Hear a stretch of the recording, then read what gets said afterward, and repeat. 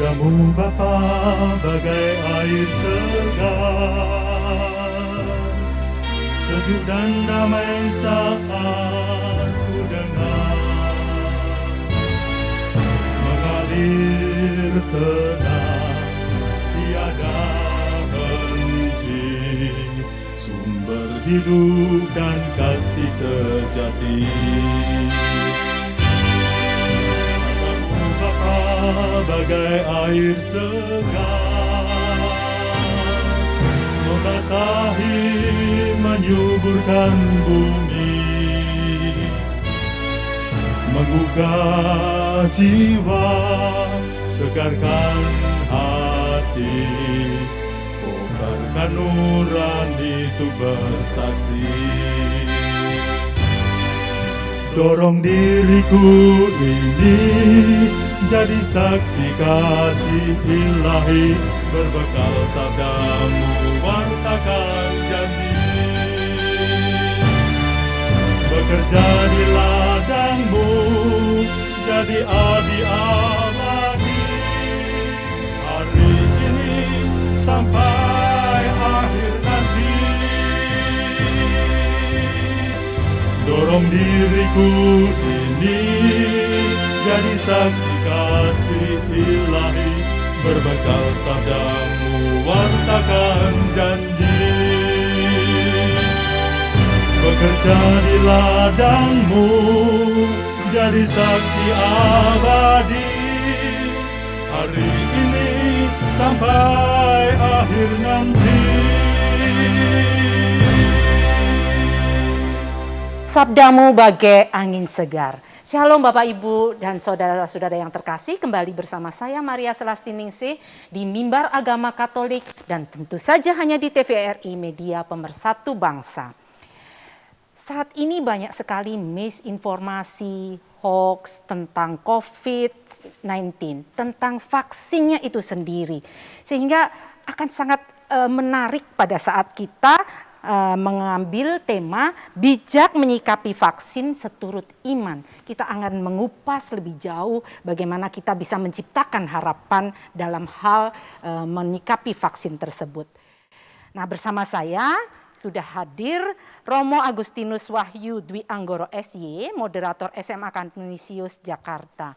Apa kabar Romo? Sehat? Kayaknya tambah seger aja ya. Ini. Makin muda aja Romo kayaknya ya. Terima kasih. Iya, dan bersama saya lagi juga nggak hanya Romo, tapi psikolog muda yang cantik, yang bermasa depan cerah, itu Mbak Luciana Bintang Siregar. Beliau bertugas di psikolog klinis Puskesmas Gambir dan alumna Magister Psikologi Universitas Atmajaya ya Mbak ya. Betul, ternyata ya. Mbak. Oke, sehat Mbak Bintang? Sehat Mbak nih. Iya, baik. Pemirsa, kita akan mengupas jauh lebih dalam tentang vaksin, bagaimana kita bijak menyikapinya. Langsung saya akan ngobrol nih ke Mbak Bintang lagi ya. Langsung aja ke Mbak Bintang sebagai psikolog klinis nih. Bagaimana dengan misinformasi tentang COVID-19 ini mempengaruhi tingkat kepercayaan masyarakat terhadap vaksin itu sendiri? Iya Mbak Ning, kalau misalnya ada informasi yang tidak benar gitu ya, atau informasi yang hilang, tentu masyarakat menjadi bingung nih.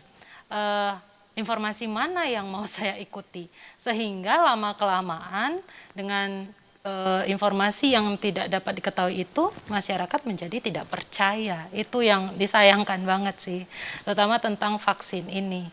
Dan tentu ketika sudah tidak percaya, akan mempengaruhi emosi, menjadi tidak suka, dan kemudian mempengaruhi sikap dan perilaku dari masyarakat itu sendiri, seperti acuh tak acuh, nggak mau tahu. Iya, gitu, jadi kesehatan mentalnya juga terganggu ya Mbak Bintang ya.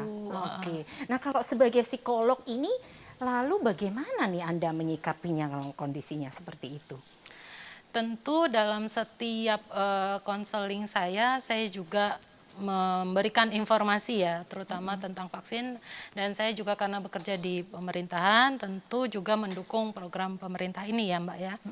Dan memberi informasi kepada pasien-pasien dan masyarakat-masyarakat dengan psikoedukasi dan psikososial ketika turun ke masyarakat gitu. Oke, saya sekarang beralih ke Romo nih ya Romo. Romo, kalau tadi penjelasannya Mbak Bintang kan misinformasi itu kan membuat masyarakat menjadi resisten ya, menjadi hilang kepercayaan dan sebagainya. Nah, bagaimana nih untuk keyakinan dalam agama kita Katolik ini, menurut Romo seperti apa nih seharusnya? Menurut saya dalam agama kita, agama Katolik, kita sudah terbiasa untuk taat atau meneladan tokoh dalam gereja ya, paus atau bapak uskup begitu. Dan saya kira tidak menjadi sulit bagi kita untuk taat juga kepada pemerintah, kepada aturan-aturan yang diharuskan kalau itu memang berguna bagi keselamatan kita. Tapi saya kira yang membuat lamban dalam penanganan COVID itu bukan hanya soal misinformasi, tetapi juga ketidakpercayaan masyarakat pada pemerintah apakah memang sanggup menangani COVID atau tidak begitu. Oh iya. Aduh, menarik sekali nih Romo ya dan Mbak Bintang. Pemirsa jangan kemana-mana, kita nanti akan kembali lagi dalam Mimbar Agama Katolik hanya di TVRI Media Pemersatu Bangsa.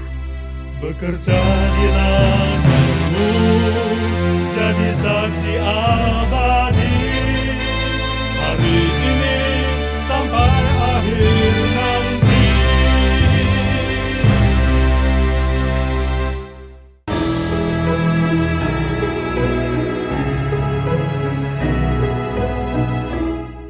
Masih di Mimbar Agama Katolik di TVRI. Nah, saya akan bertanya kepada Romo. Romo, ini kan kalau tentang vaksin itu landasan biblisnya ini biasa selalu ditanya-tanya. Emangnya ada gitu di kitab sucinya begitu Romo? Gimana Romo? Ya, mungkin kita tidak hanya bisa melihat ke kitab suci, tapi kita juga bisa melihat ke dokumen-dokumen gereja yang dikeluarkan gereja. Ada dua dokumen sebenarnya yang ingin saya kutip di sini. Jadi yang komplit pertama, nih malahan. Yang pertama itu sebuah ensiklik dari Paus Fransiskus yang dikeluarkan pada tanggal 3 Oktober 2020, cukup baru. Yang kedua adalah sebuah instruksi dari Kongregasi Ajaran Iman yang diterbitkan pada bulan Desember 2020. Nah, dalam ensiklik itu Paus sebenarnya menyerukan ajakan kepada seluruh umat beriman dan juga umat manusia pada umumnya untuk membangun kerjasama dan persaudaraan terutama dalam mengatasi masalah pandemi ini. Dan kerjasama itu tentu saja terbuka terhadap segala macam bantuan yang bisa diberikan, termasuk sains atau ilmu pengetahuan. Dalam hal ini penemuan-penemuan vaksin dan teknologi itu kan hasil kerja sains ya, bukan semata-mata iman betul. Iya. Lalu yang kedua soal atau dokumen yang dikeluarkan oleh Kongregasi Ajaran Iman itu langsung menyasar mengenai vaksin COVID-19 ini. Jadi dalam dokumen itu memang secara eksplisit dituliskan atau nanti para pemirsa bisa mengakses sendiri bagaimana kita bisa secara moral menerima vaksin yang sudah ditemukan begitu ya. Apakah itu bisa kita terima secara moral atau tidak? Ada batasan-batasannya dan juga larangan-larangannya. Oh iya betul. Mungkin ada yang bisa dibacakan atau apa Romo yang biar orang mantap gitu ya. Jadi kalau dari Romo kan kita lebih mantap nih. Dalam ensiklik yang tadi saya sebut itu Paus mengajak untuk merenungkan kisah mengenai orang Samaria yang baik hati. Maka saya ingin membacakan sedikit kutipan dari situ. Kisah orang Samaria yang baik hati, begini kisahnya. Ada seorang yang turun dari Yerusalem ke Yeriko. Ia jatuh ke tangan penyamun-penyamun yang bukan saja merampoknya habis-habisan, tetapi juga memukulinya dan sesudah itu pergi meninggalkannya setengah mati. Kebetulan ada seorang imam turun melalui jalan itu. Ia melihat orang itu tetapi melewatinya dari seberang jalan. Demikian juga seorang Lewi datang ke tempat itu. Ketika ia melihat orang itu, ia melewatinya dari seberang jalan. Lalu datang seorang Samaria yang sedang dalam perjalanan. Dan ketika ia melihat orang itu, tergeraklah hatinya oleh belas kasihan. Ia pergi kepadanya, lalu membalut luka-lukanya, sesudah itu menyiraminya dengan minyak dan anggur. Kemudian ia menaikkan orang itu ke atas keledai tunggangannya sendiri, lalu membawa ke tempat penginapan dan merawatnya. Keesokan harinya, ia menyerahkan 2 dinar kepada pemilik penginapan itu, katanya, "Rawatlah dia, dan jika kau belanjakan lebih dari ini, aku akan menggantinya waktu aku kembali." Oke, Itu jadi kisah orang Samaria. kisah orang Samaria itu berarti merupakan bagian dari Ensiklik itu ya. ensiklik itu tersendiri ya, Ya. Romo. Aduh, menarik banget jadinya ya. Baik, nanti Romo Iya. bisa ulas lebih dalam lagi, tapi saya kepingin ke Mbak Bintang. Kan Romo tadi bilang bahwa ini kan bukan hanya sekedar iman, bukan hanya sekedar apa yang tertulis di dalam kitab suci atau di dalam ensiklik, tetapi juga sains gitu.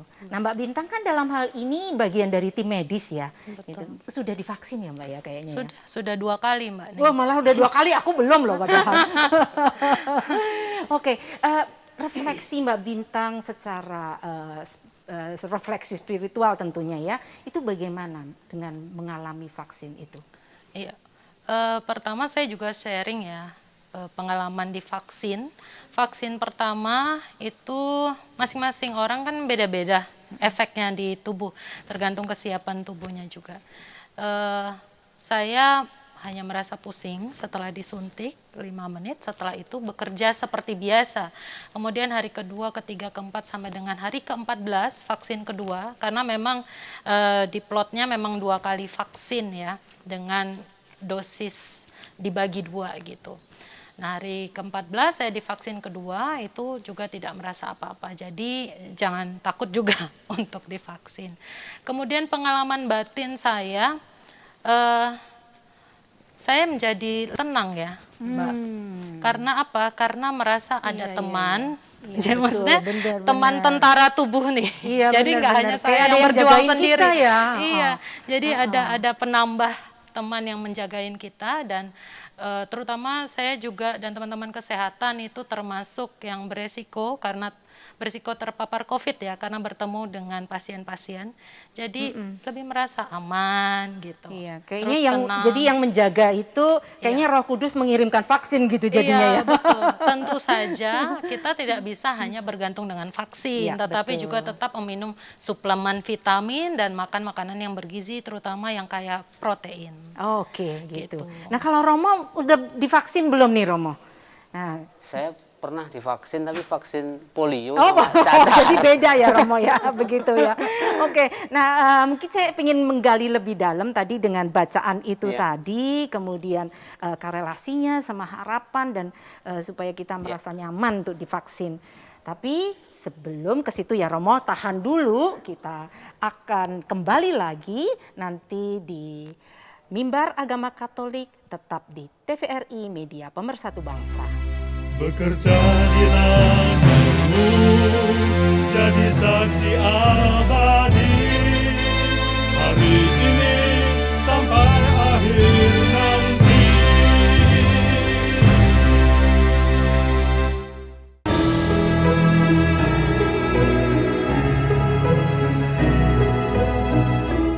Pemirsa, kita kembali lagi di Mimbar Agama Katolik. Kali ini lokasinya kita ini di tempat yang bagus banget loh. Gerejanya itu adalah gereja di mana namanya itu menggunakan nama santo dari Korea Selatan. Gereja ini diberi nama Andreas Kim Taegon. Baik, kembali kita bicara tentang vaksin Romo. Tadi kan kita kepingin sekali segera menghubungkan dengan Biblis ini. Jadi bagaimana Romo nih dengan Biblis ini kaitannya? Baik, Mbak Nining. Kalau kita mau meneladan atau merenungkan kisah orang Samaria yang baik hati ini kan, dia orang yang ini ya, melepaskan sentimen ras dan agamanya ya untuk bisa menolong orang Yahudi ini. Jadi saya kira dalam hal ini untuk menyelesaikan masalah pandemi, saya kira juga kita semua mesti melepaskan sentimen-sentimen ras, agama ataupun kepercayaan yang kita pegang kuat itu ya. Itu yang harus kita lepaskan.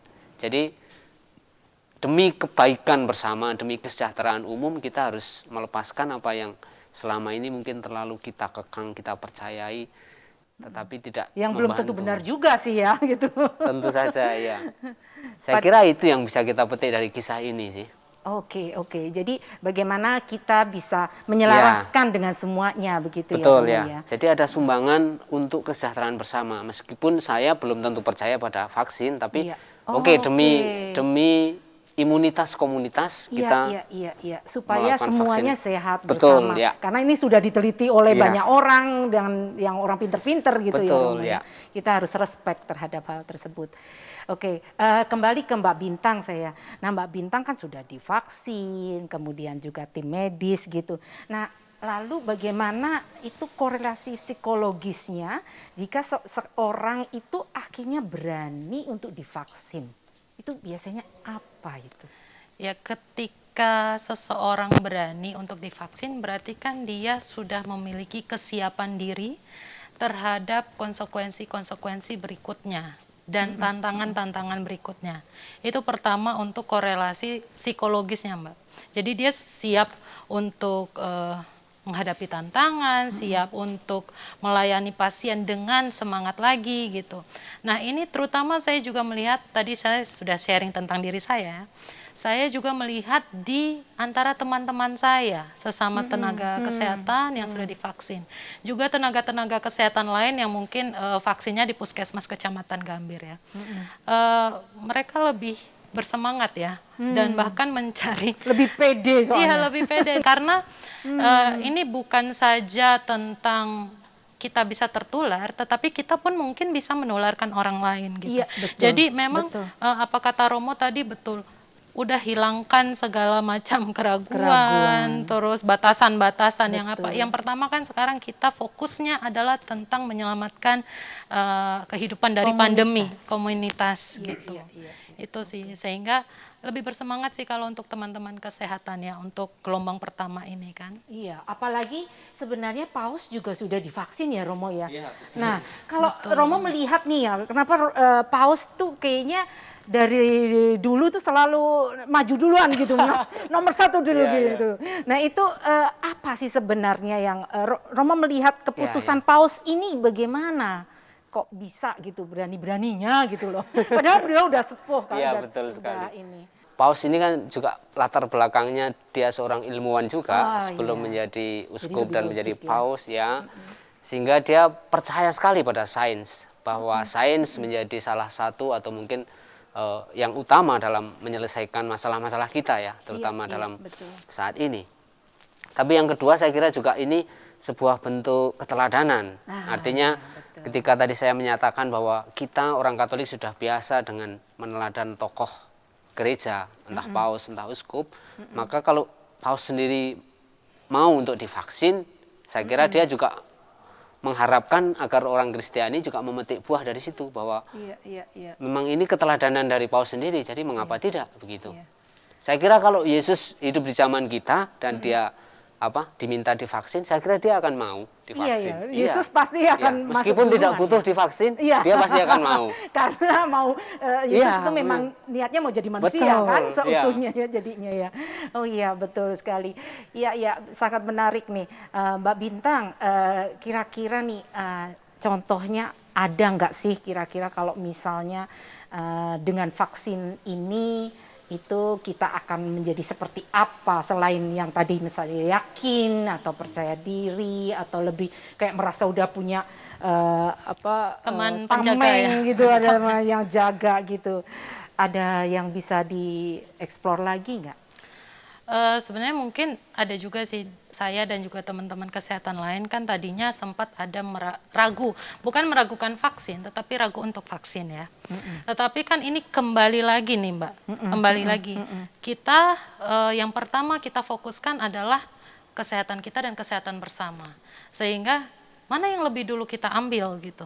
Ya tentu vaksin ini supaya kita bisa sehat, baru kemudian bisa program lagi dengan lebih baik. Program yang lain, program hamil atau program kesehatan yang lainnya gitu. Jadi vaksin itu malah lebih duluan ya? Lebih duluan diambil saat ini. Baik. Oke. Mbak Bintang dan Romo jangan dulu beranjak ya. Kita akan kembali lagi. Pemirsa jangan kemana-mana. Kembali lagi nanti di Mimbar Agama Katolik. Hanya di TVRI. Bekerja di tanganmu, jadi saksi abadi hari ini sampai akhir nanti.